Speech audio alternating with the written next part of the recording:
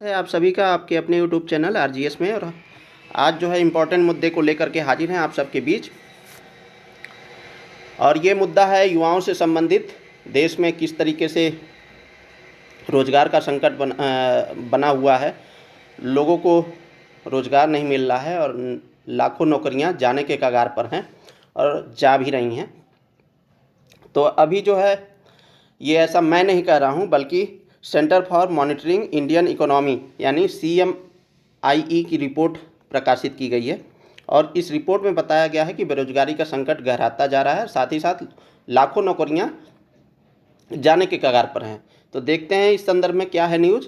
तो अभी CMIE की रिपोर्ट में बताया गया है कि देश में लगातार घट रहे हैं रोजगार के अवसर और 42 लाख लोगों की नौकरियों पर खतरा अभी मंडरा रहा है। प्रमुख बिंदु की बात कर लें तो इस रिपोर्ट में क्या क्या कहा गया है। तो देश में रोजगार संकट गहराता जा रहा है, साथ ही साथ लोगों के अवसर घट रहे हैं, बल्कि लोगों ने नौकरी की तलाश करनी भी छोड़ दी है। यानी युवा इतने हताश हो चुके हैं, जो नौकरी पाने की चाहत रखते हैं, वो प्राइवेट सेक्टर हो या गवर्नमेंट सेक्टर हो, दोनों सेक्टर में ऐसी स्थिति बनी हुई है कि युवा जो नौकरी की तलाश कर भी रहे थे, वो अब जो है नौकरी की तलाश करना ही छोड़ चुके हैं।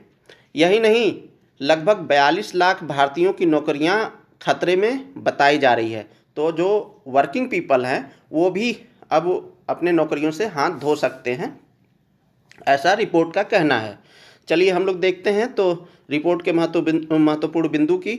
तो लेबर फोर्स में गिरावट आई है, यानी फरवरी 2025 में देश का लेबर फोर्स 45.77 करोड़ था, जो मार्च में 45.35 करोड़ रह गया है, ये रिपोर्ट बता रही है।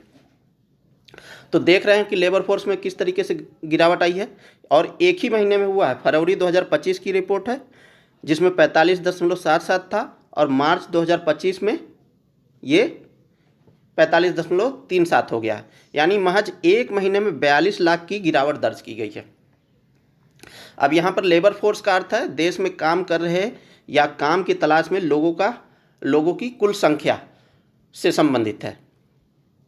चलिए, तो बेरोजगारी दर में गिरावट हुई है, लेकिन क्यों हुई है उसके संदर्भ की बात करें तो मार्च में बेरोजगारों की संख्या 3.5 करोड़ रही है, जो फरवरी में 3.86 करोड़ थी।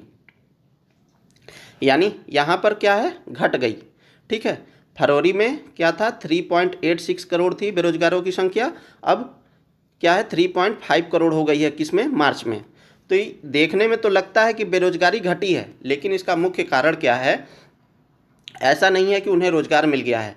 रिपोर्ट का कहना है कि यह गिरावट रोजगार मिलने की वजह से नहीं हुई है, बल्कि इस कारण से है कि लोगों ने नौकरी तलाशना ही बंद कर दिया है, और इसका कारण है नए रोजगार के अवसरों की कमी और भर्तियों में गिरावट। तो अभी देख रहे होंगे कि बहुत सारी ऐसी वैकेंसीज हैं जिसमें भर्ती ही नहीं की जा रही है, और जो भर्ती भी की जा रही है कहीं ना कहीं कोर्ट का दरवाज़ा खटखटाना पड़ रहा है। अभी देखा किस तरीके से आप लोगों ने पश्चिम बंगाल में 26,000 जो वैकेंसी थी टीचर्स की, वो कैंसिल की गई। साथ ही साथ इसके पूर्व में उत्तर प्रदेश में आपने देखा कि किस तरीके से जो UPP की भर्ती थी उसमें कैंसिल किया गया और कुछ लोगों की छटनी की गई। साथ ही साथ जो आंगनबाड़ी शिक्षा मित्र में जो कार्यरत थे, परमानेंट हुए थे शिक्षक, और उसके बाद जो है जब वर्तमान गवर्नमेंट आई तो किस तरीके से उसे फिर से रिवर्ट कर दिया। तो ये सब मुद्दे बने हुए हैं। तो ये कारण जो है कि यहाँ पर क्या बताया गया है कि नए रोजगार के अवसर में कमी हो रही है, साथ ही साथ भर्तियों में गिरावट हो रही है। बहुत सारे केंद्र सरकार के भी कार्यालयों में देखेंगे बहुत सारे पद खाली हैं, राज्य सरकार में भी खाली हैं, लेकिन यहाँ पर भर्ती नहीं की जा रही है। अब देखिए, कई सेक्टर्स में भारी गिरावट हुई है।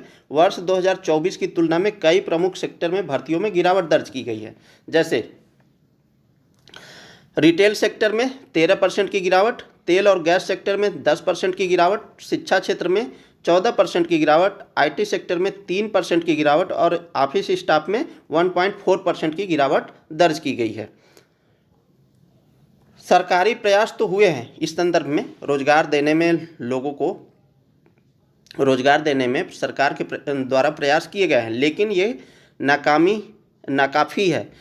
यानी ये रिपोर्ट बताती है कि सरकार की ओर से ई मार्केट प्लेस जेम के जरिए 10 लाख से अधिक नौकरियां प्रदान की गई हैं।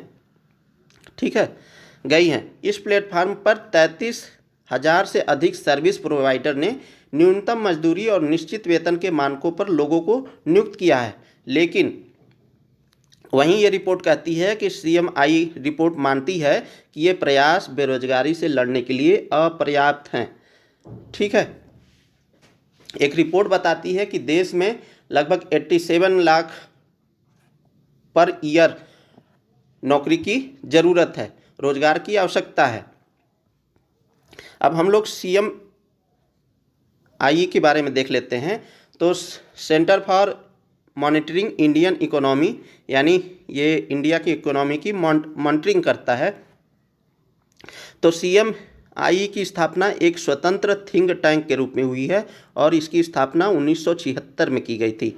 ठीक है, CMI प्राथमिक डेटा संग्रहण, यानी डेटा को प्राथमिक रूप से इकट्ठा करता है, उसका एनालिसिस करता है, विश्लेषण करता है, पूर्वानुमानों द्वारा सरकारों, शिक्षाविदों, वित्तीय बाजारों और व्यावसायिक उद्यमों, पेशेवरों और मीडिया सहित व्यापार, सूचना उपभोक्ताओं के पूरे स्पेक्ट्रम को सेवाएं प्रदान करता है।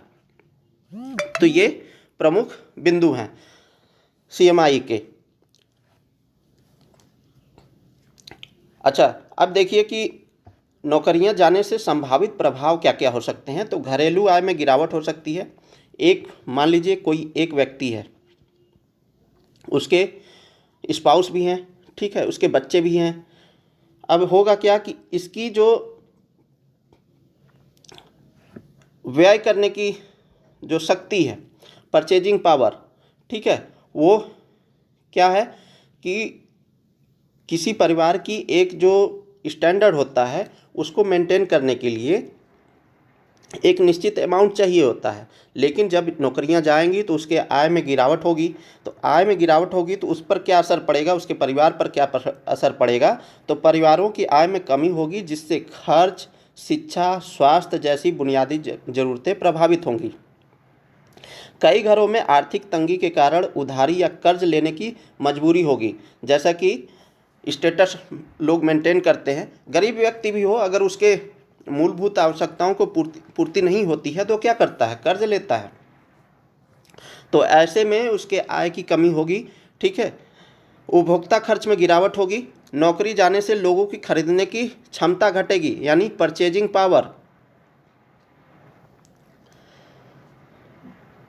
पावर जो है घटेगी, जिससे बाजार में मांग कम होगी। इससे वाणिज्य और व्यापार पर असर पड़ेगा। तो देखिए, अभी गवर्नमेंट ने पिछले बजट में, मतलब इसी बजट में 2025-26 के बजट में क्या किया कि जो वेतनभोगी हैं, यानी जिनकी सैलरी 12,75,000 आ रही है, उन्हें टैक्स से छूट दिया है, यानी उन्हें 0% टैक्स देना पड़ेगा। ऐसे में क्या होगा कि जो उनके परचेजिंग पावर है, खरीदने की क्षमता है, वो बढ़ेगी। क्योंकि उनके पास ज़्यादा पैसे बचेंगे, अकाउंट में ज़्यादा पैसे बचेंगे, पॉकेट में ज़्यादा पैसे रहेंगे, तो वो चीज़ों को खरीद सकते हैं ईजी वे में। अब दूसरा इफेक्ट की बात करें तो आर्थिक विकास दर भी प्रभावित होगा। बड़ी संख्या में लोगों का बेरोजगार होना देश की GDP, यानी सकल घरेलू उत्पादन प्रभावित करेगा। अब परचेजिंग पावर अगर घटेगी, लोग खरीदेंगे ही नहीं, तो कंपनियां जो हैं, उद्योग जो हैं, प्रोडक्ट को बनाएंगे ही नहीं। और जब बनाएंगे नहीं तो क्या होगा, जो GDP है देश की, वो प्रभावित होगी। यह सरकार की आर्थिक योजनाओं और निवेश योजनाओं को धीमा कर सकता है। ठीक है, तो ये कुछ प्रभाव हैं।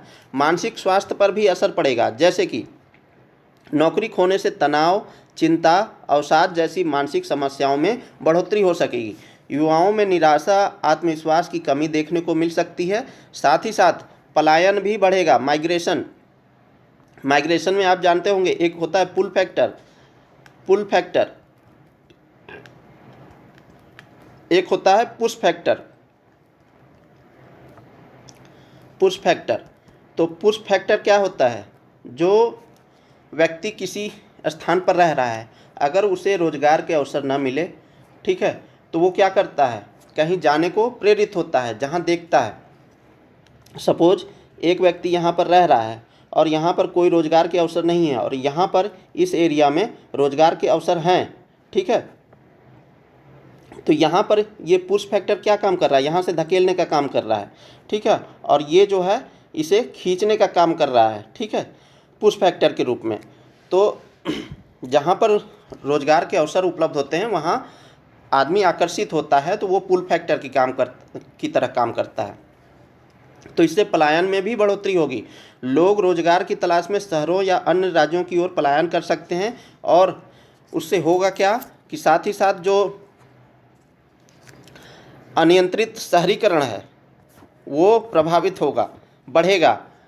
लोग अभी देख रहे होंगे किस तरीके से जा कर के शहरों में बस रहे हैं, वहाँ के संसाधनों पर जो है दबाव बढ़ता जा रहा है। ऐसे में क्या होता है, लोग विस्तार करते हैं, शहर के अगल बगल जो है और भी नए शहर बसते हैं, लेकिन वो अनियंत्रित रूप में होता है। वहाँ पर जो सतत विकास की परिकल्पना है वो साकार नहीं किया जाता है। किसी भी तरीके से लैंड काटा और प्लॉट काटा, उसे पर घर लोग बना लिए, बाद में बहुत सारी समस्याएं उत्पन्न होती हैं, भीड़ की समस्याएं होती है, पॉल्यूशन की समस्याएं होती हैं। साथ ही साथ जो ग्रामीण क्षेत्र से जो व्यक्ति जा रहा है, जो परिवार में रह रहा था व्यक्ति, वो अब क्या करेगा, माइग्रेट करेगा। तो माइग्रेट करने के बाद क्या होगा, परिवार भी अकेला हो जाएगा, तो परिवार की भी देखभाल नहीं हो पाएगी। तो ये सब कारण हैं, इसके प्रभाव हैं। सरकार पर भी बोझ बढ़ेगा, बेरोजगारी भत्ते और योजनाओं की मांग बढ़ेगी, जिससे सरकार पर आर्थिक बोझ बढ़ सकता है। सब्सिडी और कल्याणकारी योजनाओं की भी मांग बढ़ सकती है। जैसे अभी कोविड में देखा आप लोगों ने, जिस तरीके से लोगों की नौकरियां गईं, तो फिर सरकार ने क्या काम किया कि जो फूड है निर्धारित कोटे की दुकान से वो उपलब्ध कराने की घोषणा की। अभी जो है सरकार ये कह रही है कि हम जो है 81 करोड़ लोगों को राशन देंगे। तो क्या है, सब्सिडी यहाँ पर और कल्याणकारी योजनाओं की मांग बढ़ रही है। सामाजिक असंतोष और अस्थिरता होगी। लंबे समय तक रोजगार न मिलने से आक्रोश, असंतोष और सामाजिक अस्थिरता आ सकती है। इससे अपराध दर में भी बढ़ोतरी संभव है। दोस्तों, आप लोगों को याद होगा जब जेपी मूवमेंट हुआ था 1970 का दशक, याद कीजिएगा, या नहीं होगा तो आप इंटरनेट पर सर्च कीजिएगा। उस समय क्या था, जो पेट्रोलियम उत्पादक देश थे वहाँ पर जो है उत्पादन में उन्होंने एक लिमिट लगा दिया था। ऐसे में क्या हो रहा था कि तेल की मांग बढ़ रही थी, देश में जो है विकास कम हो रहा था। साथ ही साथ भारत में उस समय बेरोजगारी की स्थिति चरम पर थी, मतलब बढ़ती जा रही थी। तो ऐसे में जो लोक नारायण के नाम से प्रसिद्ध हैं जयप्रकाश जी, उन्होंने आंदोलन खड़ा कर दिया और उसका परिणाम भी सरकार को भुगतना पड़ा। आने वाले समय में सरकार भी गई। तो आप लोग देख सकते हैं कि ये सामाजिक असंतोष किस तरीके से पैदा होता है, ठीक है। ये भी एक प्रभाव में एक प्रमुख कारण है, प्रभाव का एक रूप है। तो अब देख लेते हैं बेरोजगारी क्या है। उससे पहले मैं भारतीय संविधान की तरफ जाना चाहूँगा। आप लोगों को पता है कि जो हमारा संविधान है जब बन करके तैयार हुआ तो उसमें एक राज्यों के लिए एक निर्देश जारी किया गया, जिसे हम राज्य के नीति निर्देशक तत्व कहते हैं। उसमें ये प्रावधान किया गया आर्टिकल 38 के तहत कि सामाजिक न्याय और आर्थिक कल्याण की ओर जो है सरकार प्रयास करेगी। राज्य को ऐसे प्रयास करने चाहिए जिससे समाज में न्याय बढ़े। और किस तरीके का न्याय, सामाजिक, आर्थिक और राजनीतिक न्याय को बढ़ावा मिले। धन, संसाधनों और सुविधाओं का समान वितरण जो है सुनिश्चित हो सके। लेकिन अभी क्या है कि आप देख रहे होंगे कि जब ऑक्सफैम की रिपोर्ट आती है, ठीक है, तो उसमें देखते होंगे कि किस तरीके से जो हमारे संसाधन है कुछ ही लोगों तक सीमित हो गए हैं। तो उस कंडीशन में लोगों को रोज़गार मिलना कम हो जाता है। साथ ही साथ आर्टिकल 39 की बात करें तो नागरिकों के लिए जो है जीवन स्तर और अवसरों की सुरक्षा प्रदान करना सरकार की जिम्मेदारी है। तो ये डीपीएसपी में रखा गया इसलिए कि सरकार के पास जो है जब संसाधन मुहैया उपलब्ध होंगे संसाधन, तो वो लोगों को मुहैया कराएगी। लेकिन सरकार कर सकती है, कर भी रही है, लेकिन अब ये रिपोर्ट के अनुसार बताया जा रहा है कि ये नाकामी है। चलिए हम लोग चर्चा को आगे बढ़ाते हैं। ये तो हो गया संवैधानिक प्रावधान कुछ। तो क्या है बेरोजगारी, उसके बारे में बात करें तो वह स्थिति है जब कोई व्यक्ति काम करने की इच्छा रखता हो, साथ ही साथ क्षमता रखने के बावजूद भी व्यक्ति उपयुक्त रोजगार नहीं प्राप्त कर पाता है, तो उसे हम बेरोजगार कहते हैं, बेरोजगारी कहते हैं। जैसे भिखारी हो गया, तो भिखारी तो सक्षम है काम करने में पर इच्छुक नहीं है, तो हम उसे बेरोजगार नहीं बोलेंगे, उसकी स्थिति को बेरोजगारी नहीं बोलेंगे। बेरोजगारी क्या है, तो रोजगार सबसे पहले समझ लेते हैं। तो रोजगार क्या होता है, तो आर्थिक गतिविधि में संलिप्तता रोजगार कहलाता है। जब हम कोई भी काम करते हैं उसके बदले में आर्थिक लाभ होता है, हमें पैसे मिलते हैं, तो उस कंडीशन को हम लोग रोजगार कहते हैं। लेकिन अर्थात क्या होता है, अगर कोई व्यक्ति देश की जीडीपी में योगदान दे रहा है तो उसे हम रोजगार कहते हैं। लेकिन क्या है कि इसकी कुछ शर्तें भी होती हैं। शर्तें क्या होती हैं, अगर कोई व्यक्ति कार्य करने की इच्छुक है, करने का इच्छुक है एवं कार्य करने की योग्यता रखता है, तब एक निश्चित समय अवधि के लिए उसको कार्य मिल जाए तो उसको उसकी योग्यता के अनुसार वेतन मिले। अगर यह दोनों शर्तें पूरी होती है तो पूर्ण रोजगार है। यानी इच्छा भी है, कार्य करने की योग्यता भी है, उसको निश्चित अवधि के लिए कार्य मिल रहा है, उसकी योग्यता जो है, उस जो आदमी है, व्यक्ति है, उसकी योग्यता के अनुसार उसे वेतन मिले। जब ये दोनों शर्तें फुलफिल हो जाती हैं तो इसे हम पूर्ण रोजगार कहते हैं। इन दोनों में से यदि दोनों में से एक शर्त पूरी होती है तो अल्प रोजगार कहते हैं उसे। यानी उसे निश्चित अवधि के लिए काम तो मिला लेकिन योग्यता अनुसार वेतन नहीं मिला, तो क्या हुआ, अल्प रोजगार। या योग्यता अनुसार वेतन मिला लेकिन जितने दिनों के लिए उसे काम चाहिए था उतने दिनों के लिए नहीं मिला, तो क्या हो गया, अल्प रोजगार। यदि दोनों नहीं पूरी होती है तो बेरोजगार है। ठीक है, यानी काम करने की इच्छा रखता है, योग्यता रखता है, उसे निश्चित अवधि के लिए कार्य न मिले और उसकी योग्यता अनुसार वेतन न मिले, तो उसे क्या बोलेंगे, बेरोजगार बोलेंगे। तो बेरोजगारी क्या होती है, यदि कोई व्यक्ति कार्य करने का इच्छुक है एवं कार्य करने की योग्यता रखता है परंतु उसको उसकी योग्यता अनुसार एक निश्चित समय अवधि के लिए कार्य एवं वेतन नहीं मिल पाता है, तो उसको बेरोजगार कहते हैं। ठीक है, अब ये हो गया। चलिए अब देख लेते हैं कि बेरोजगारी के प्रकार कौन कौन से हैं। तो बेरोजगारी के प्रकार में सबसे पहले हम लोग देखते हैं घर्षणात्मक बेरोजगारी। दो नौकरियों के बीच की बेरोजगारी को घर्षणात्मक बेरोजगारी कहते हैं। यह ऐच्छिक होता है।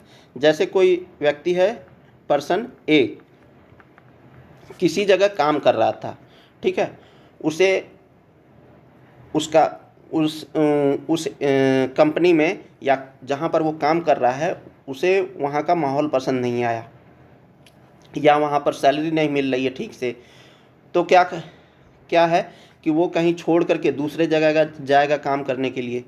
तो इस कंडीशन में क्या होगा कि वो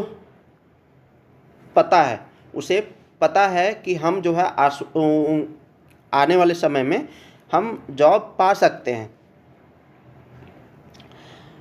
पहले से आश्वस्त होता है। और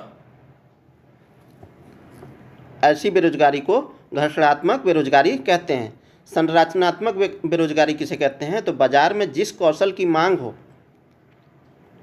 मांग की आपूर्ति न होने के अनुरूप कौशल की मांग व आपूर्ति में संतुलन के कारण अर्थव्यवस्था में जो बेरोजगारी होती है उसको संरचनात्मक बेरोजगारी कहते हैं। जैसे कोई कंपनी है, अब यहाँ पर आवश्यकता है आईटी सेक्टर में जो काम कर सकें। अब कोई व्यक्ति है यहाँ पर, वो आईटी नहीं किया है, वो सिंपल बीकॉम किया है, ठीक है। तो ये जाएगा यहाँ पर जॉब मांगने, तो जॉब तो मिलेगी नहीं। तो उस कंडीशन में क्या होगा, इसके पास कौशल नहीं है, कौशल की मांग के आपूर्ति न होने पर, ठीक है, यानी कौशल की मांग व आपूर्ति में असंतुलन हो गया है। इस अवस्था को हम बोलते हैं संरचनात्मक बेरोजगारी।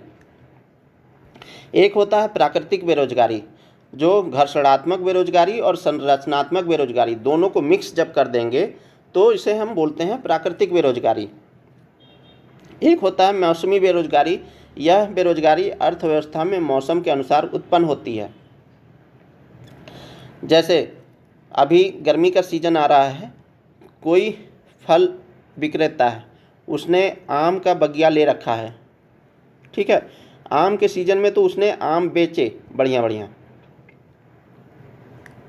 ठीक है। और जैसे ही आम का सीज़न समाप्त हुआ, वो क्या हुआ, बेरोजगार हो गया।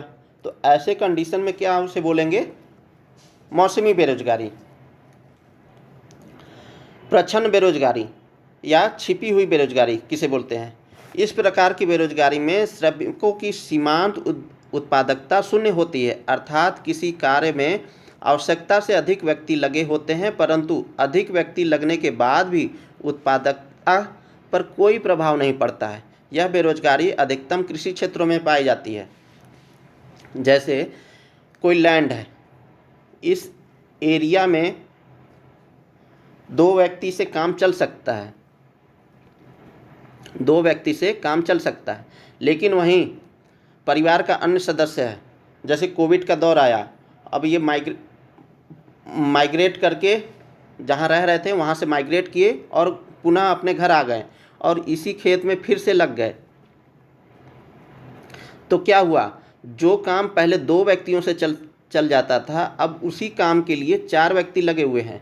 तो यहाँ पर क्या है, प्रच्छन्न बेरोजगारी है, यानी उत्पादकता तो नहीं बढ़ सकती ना, उस लैंड की एक सीमा है, उतना ही वो फसल उत्पादन कर सकता है, तो यहाँ उत्पादकता नहीं बढ़ सकती। तो इसी को बोलते हैं प्रच्छन्न बेरोजगारी या छिपी हुई बेरोजगारी। तो बेरोजगारी के प्रकार देख लिया। अब हम लोग देख लेते हैं श्रम बल किसे बोलते हैं। तो कार्य करने का इच्छुक हो और या तो कार्य कर रहा हो या न कर रहा हो, उसे हम श्रम बल बोलते हैं। इसमें रोजगार एवं बेरोजगार दोनों आते हैं श्रम बल में। भारत में 15 से 59 वर्ष के आयु के लोगों को श्रम बल में रखा जाता है, ठीक है। तो ये श्रम बल को हम लोगों ने देख लिया। कार्यबल की बात करें तो 15 से 59 वर्ष के आयु के लोग जो रोजगार प्राप्त कर लिए हैं उन्हें हम कार्यबल कहते हैं। तो ये जो रिपोर्ट आई है कार्यबल से संबंधित है। उन्हें बताया जा रहा है कि 42 लाख नौकरियां जाने की संभावना है, ठीक है। तो ये था दोस्तों प्रेजेंट का न्यूज, और देखा आप लोगों ने कि CMI द्वारा जो रिपोर्ट जारी किया गया उसमें किस तरीके से बताया जा रहा है कि रोजगार के अवसर घट रहे हैं, ठीक है, साथ ही साथ जो नौकरियां हैं वो भी जा रही हैं। तो आप लोग कमेंट बॉक्स में बताइएगा कि किस तरीके से सरकार को अपनी नीतियां बनानी चाहिए ताकि आने वाले समय में एक समाजवादी और जन कल्याणकारी राज्य की जो संकल्पना है संविधान निर्माताओं की वो साकार हो सके। क्योंकि जब देश आज़ाद हुआ तो संविधान का निर्माण करते वक्त ये ध्यान दिया गया कि देश जो है एक समाजवादी और लोकतांत्रिक गणराज्य होगा जिसमें सभी की आवश्यकताओं की पूर्ति होगी। और उस समय लोगों ने मिलजुल करके संविधान निर्मित किया और अपेक्षा की कि आने वाले समय में जो सरकारें होंगी वो इस दिशा में पहल करेंगी। लेकिन अभी जो है जिस तरीके की स्थिति बन रही है, उस स्थिति में आप क्या सोचते हैं, ये कमेंट बॉक्स में आप ज़रूर बताइएगा। तब तक के लिए बहुत बहुत धन्यवाद मित्रों, और बहुत बहुत शुक्रिया वीडियो के साथ बने रहने के लिए। मिलते हैं किसी नेक्स्ट वीडियो में, तब तक के लिए जय हिंद।